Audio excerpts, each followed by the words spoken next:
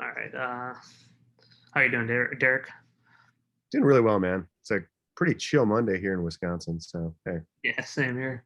Um, where are you at? I'm in North Carolina. Oh, So I'm in nice. the office right now. But uh, no, I'm a huge fan of yours, and Thanks, dude. Nobody another gem that you've and like so. I just wanted to ask, like, start off with like, where did this idea sort of come from? Like, I know I was talking to Greg the other day, and he was telling me how a similar situation actually happened to Bob, and I don't think the movie stemmed from that. But can you tell me more about like how the where this movie You came? know, Bob and his wife were on the road and they caught John Wick late at night on cable, and he's always wanted to do a character in that wheelhouse, and so he reached out to my agency on the next day, and I came into his office on Friday. And it was funny because the night before I had had this dream, and I just told Sonia what the dream was. And she's like, you got to pitch him that.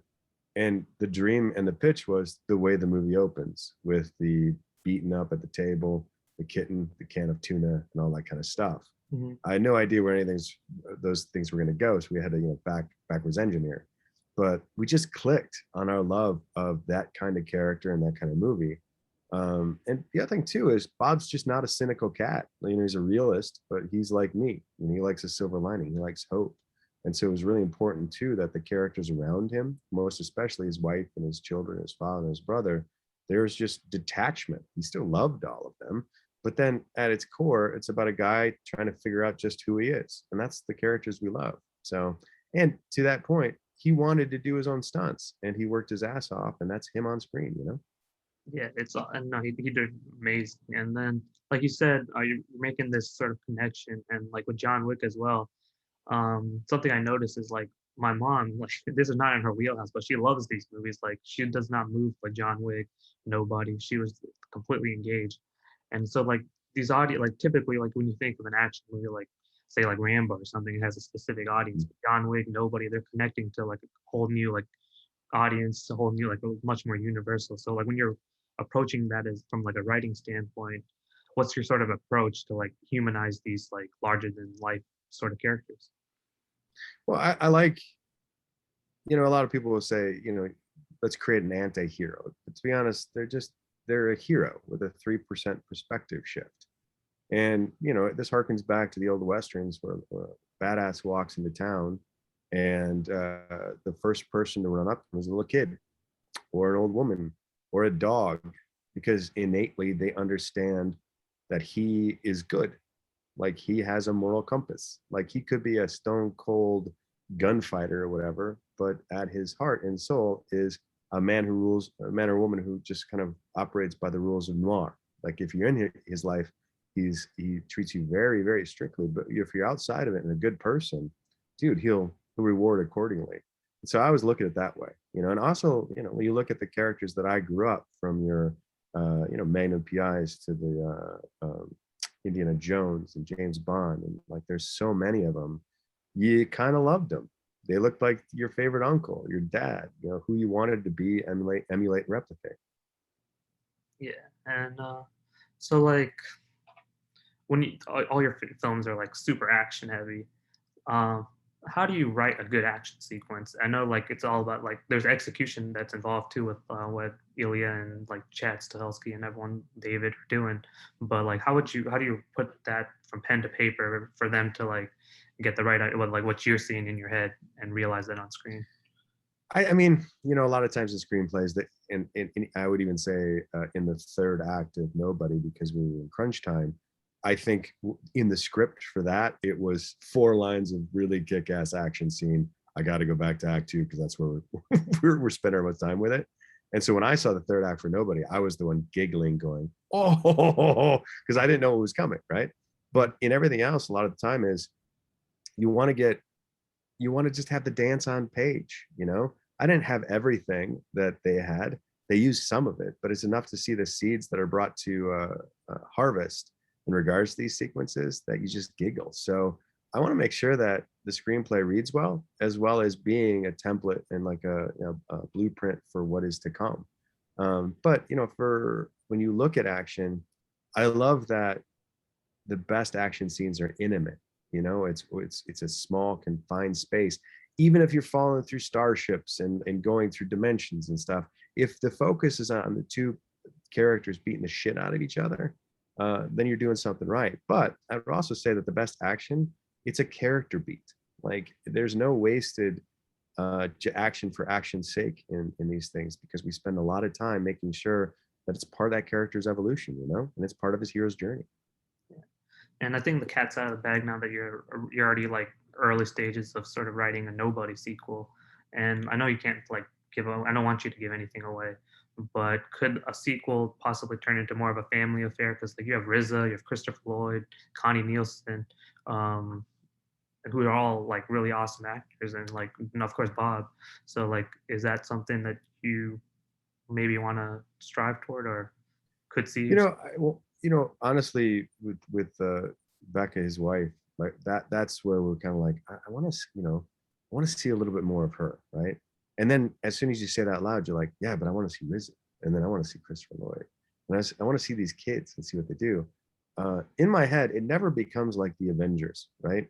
Because at its heart and soul is the character of Hutch. It is Bob, and yet the characters around him, they educate and inform his character. And so to me, I don't ever see this thing as becoming kind of like your Ocean's 11.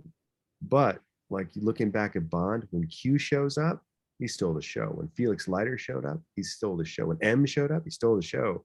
That's really what we're trying to do here, is making it's the Hutch Manziel journey. But the characters around him, they're not just fluff. They're there to actually encourage and challenge him. And so, you know, again, nascent stages as to what these stories may go, but like, I don't want to leave any of them. I want to make sure that they're along for the ride. Yeah, yeah. Some of your supporting characters are like more interesting than some of like the main characters in other lesser like Halle Berry and Common. I'm thinking in John Wick movies. Yeah.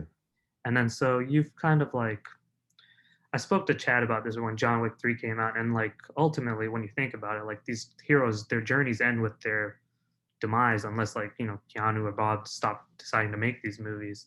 Um but Hutch sort of differently, like he sort of finds a semblance of peace. Like he found his family, but I mean, he obviously gets back into the world.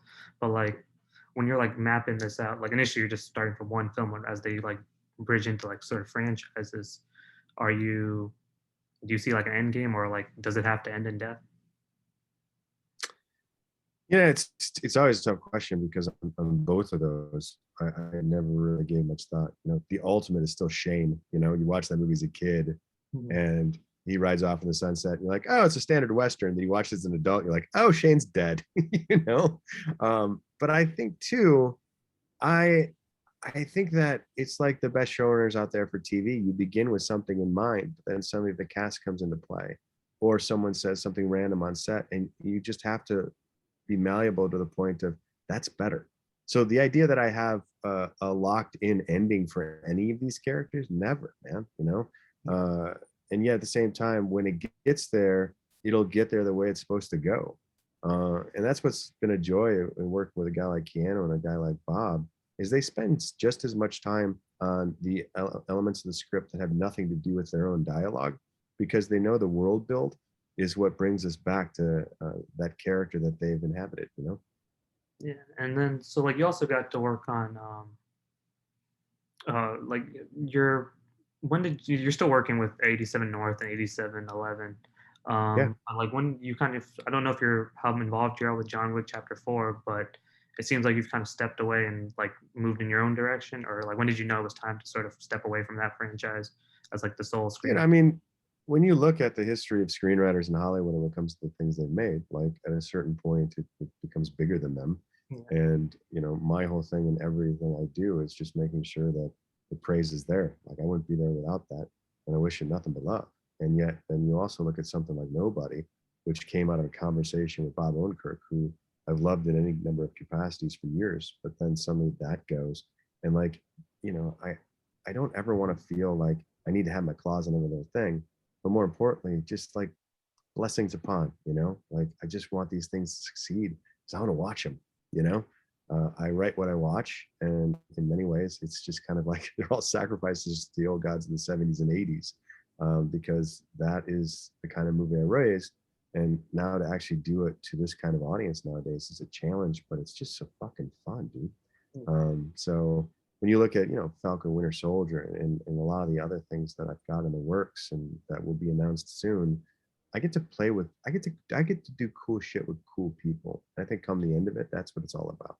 Yeah, you're working. Yeah, some of the coolest people. And then like you mentioned, you worked on Falcon and Winter Soldier, and which is, and then like, are there any other Marvel characters or anything that you've sort of like thought? Because I think you'd be really like, if you were to do like something like the Punisher or Daredevil, I think Mm. that has like that real sensibility. But have you ever like thought of that? Just wishful thinking? Yeah, I mean, I like anyone else. I grew up with all of these characters on these comic books, and my favorite, because I was a child of the '80s, was I loved the relationship that Colossus had with Wolverine at the time. Like they were this really kind of yin and yang in the field. But in regards to characters, I think I'm more of the kind of guy that if you were a director or an actor or producer and exec and came to me with your favorite character, that's what I want to do, man. I want to be the catalyst. I want to make sure that that thing that you see in that character or storyline or world, um, I can bring to life.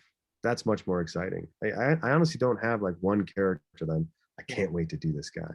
Uh, it's more like, hey, Derek, I love this guy or this girl or this creature or this what have you. Can you do something with it? And you see their energy and you're like, you want to draft off it. I want to do that kind of stuff. That's the best adaptations out there. There's a lot of stuff I'm involved with that I would never have sprinted off after my own. But then I got to know the creators and the directors and the actors, and you see their excitement and you're like, all right, let's play. Let's play. And that to me is the best part of my job. And I want to do that for as long as I can. yeah, yeah. You created some of my all-time favorite characters now, and so like I'm a little curious because when you start, you're like I was reading up on your like how you got started in the screenwriting, and it took you a while before you started finding Mm-hmm. success, and Yeah. then these last like 8 9 years have been amazing. And then, but like, can you just talk about like because I think like like I mean I was always interested in it myself, so it's like Mm-hmm. when you're like now you kind of see it like you go on Instagram, it's like all of a sudden you're filming, but it's like no, the instant gratification of it is not necessarily how it actually works to build a career. So can you tell me about like Yeah. how you got from point A to point B, like moving out to California and sort of like Yeah. taking I mean, give you the short elevator version. I was a kid who loved movies and I would watch everything, like every genre, every year, black and white, silent, musical, you name it. I thoroughly loved movies and my family loved movies. And, the weekends were Friday nights, we'd go to a movie and there's a good chance a Saturday afternoon before we eat pizza, we'd go to a movie. And it was just that excitement. And I always loved to read and I loved to write. And so that's where the screenwriting came into be. But I grew up in Madison, Wisconsin. I'm actually just outside of Wausau in Junction City right now, and on Lake Dubay. And to be honest, like it was a world apart from Hollywood, you know. And I went to school. I got my degree. I went and followed the family trade and got into business. And the breaking point was talking to my brother, who's younger than me, and me breaking down, going, "But there's this thing I want to do," you know. And so I drove up to Hollywood knowing one guy I went to kindergarten with, and Jeff Tanner. I lived with him out in Diamond Bar for a while, and then slowly worked my way up. But you had at the time, and I would argue even now, you had to be within that, you know, gravitational pull of the city, and I worked hard to get to that point where you get to work hard, you know, and I still love what I do. I don't watch as much as I used to, because I'd rather have a blank page, because now not only can I send you a script, but you've seen some of the cool shit that has been made going, okay, see that? I I can do that. But here's this new thing. It's kind of like that, a little bit different. That's phenomenal. But the reality is I got the education first, and just in case, I like having the stopgap, the kind of the safety valve, and paid the bills, kept the light on. And now that this is a full blown career, you have to look at it going, I'm blessed. Because the other thing too is I have friends who have done this far longer than I have, and they have a good living. I'm thinking of 3 or 4 of them, but they never had anything produced, and that's tough. And just to think that within this 8 or 9 year, time frame to have these things made, and to have them made with talent and good people, and have them received well and have them do okay. Holy shit, dude, that's that's a blessing. And so even now, when it's not an easy job, but I get to write and do what I've always loved, and to see it on screen, and to watch it with an audience, and hear that guy or that girl or that aunt or that uncle or their grandfather or grandmother who don't go to these movies cackle when Bob wraps the cord around the guy's neck on the bus, and as he's punching him, going ding ding, like I'm still the guy going, oh shit, this is awesome. And that was his idea. So Awesome. Yeah, no, I think I've had the same path, business school, and then now, yeah. but and then so like you mentioned getting something produced, and like so you're writing like John Wick, you're writing Nobody, and these are like on relatively modest budgets compared to something like even an episode like one episode of Falcon and Winter Soldier is like this mega Mhm. budget. So Yeah. does it affect your writing at all? Do you like, it's like, oh, I have more creativity, or do it's like Well, it's funny because I grew up in construction, a building family with building systems, and I mean, it's common knowledge now that I named John Wick after my grandfather, who I just hung out with yesterday. It was great. And when you look at construction, I remember my dad, who is a CFO, would say they're just zeros. The only difference between a thousand, 10,000, $100,000 building is you need the same things for each one, just different, iterations of it. They're just zeros. And to me, the best movies are the ones that treat it that way, where at its core, it's a good story is all we're after. Like, I am a huge fan of the Guardians of the Galaxy movies, because you can have these awesome action sequences and these great characters and this, just bone chewing dialogue. But then you get something like, and I bring this up every week, is in Guardians of the Galaxy Volume 2, when Kurt Russell is about to die, and he looks at his son and he says, "But you'll be mortal." And Chris Pratt says, "What's wrong with that?" Gets me every time, man. yeah, That is the kind of line and the kind of magic that can be in a cell phone video that you and I and my cousins could shoot in the basement and have the same appeal. Because one of the things that that whole crew does so well is they realize that, and I believe this, you need, that the humor, levity, and soul. And so, like, when people say, like, wouldn't you rather be doing these bigger things? I'm like, I just want to be doing these kinds of stories. Like, if the budget's 100, 200 million or 10 or 12, it's the same thing. Like, it's different challenges await you. I know, but like at its core is, when I visited the set, and it was probably the longest day, and it's cold, and I love Winnipeg. They were a joy to us, right? Is it's Bob in almost every scene. And after I don't know how many hours, and dawn's approaching, and everyone's fucking done, you yell, Ilya yells cut, and Bob and Daniel, the guy who built out all the action sequences, are still grinning and chuckling and saying, "Can you believe we get to do this?" So if I end up on a $200 million movie or a $2 million movie, I just hope there's a moment where you can chuckle and say, "Can you believe we get to do this?"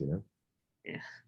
And I don't want to keep you too long, but this has been so great. But I know you've probably been asked a million times, but when you see, like, they're all different studios, but is there a world, like, have you had any conversations about, I know like the Easter eggs sort of, these John Wick, these Nobody worlds sort of colliding? I know they're different characters. It's funny because I got texted all of these little memes from that, the first John Wick, where he says that nobody is John Wick. And it's so funny, is I had forgotten about that line. And I think the nobody side of things was Bob, because just we wanted that he's nobody, like absolutely nobody. And you think at first nobody is a negative thing, and then you believe it's a horrifying thing. And I always love the idea of shared universes, and I never really give it much thought. But I also like the idea that these guys, they exist in various universes that are detached. And yet, if I did have them in the same universe, it would literally be like one holds the door open for the other and go like, "Hey man, hey dude, that's it." Or like, I love those cameos where they're tiny, or you missed it. Like he drops something and picks it up, all those kinds of things. But they're very different characters. John wants out, and Hutch wants back in.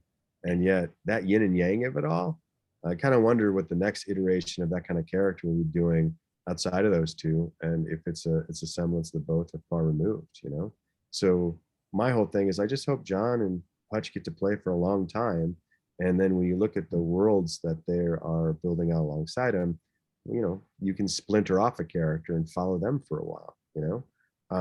That's just the kind of cool shit that I used to play on the playground of saying, you know, this is in the late 80s, talking like the mid 80s, talking about wouldn't it be cool if Boba Fett had his own show, and 30 fucking years later he gets his own show. You're like, what?